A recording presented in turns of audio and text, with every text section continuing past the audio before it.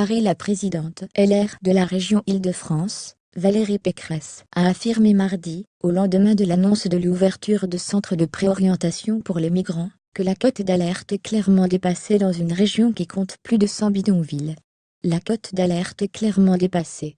Aujourd'hui, nous avons plus de 100 bidonvilles dans la région Île-de-France, a déclaré Madame Pécresse sur CNeT.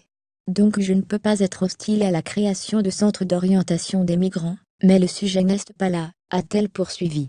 Le sujet est comment est-ce qu'on raccompagne chez eux tous les étrangers en situation irrégulière, qui aujourd'hui thrombosent nos centres d'hébergement d'urgence. Le préfet d'Île-de-France Michel Cadot a annoncé lundi l'ouverture de centres de préorientation pour les migrants en Île-de-France, en pariant sur un examen rapide de leur situation administrative.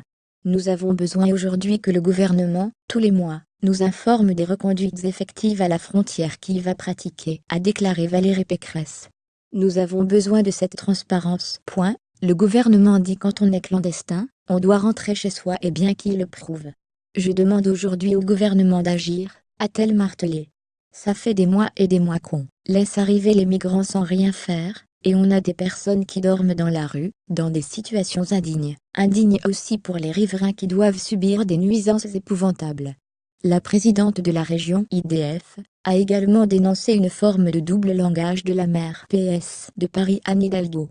À la fois, la maire de Paris dit qu'elle veut accueillir, donc il y a un appel d'air, et en même temps, on voit bien que sa première préoccupation est surtout de déplacer en banlieue les migrants, qu'elle ne saurait pas voir dans Paris.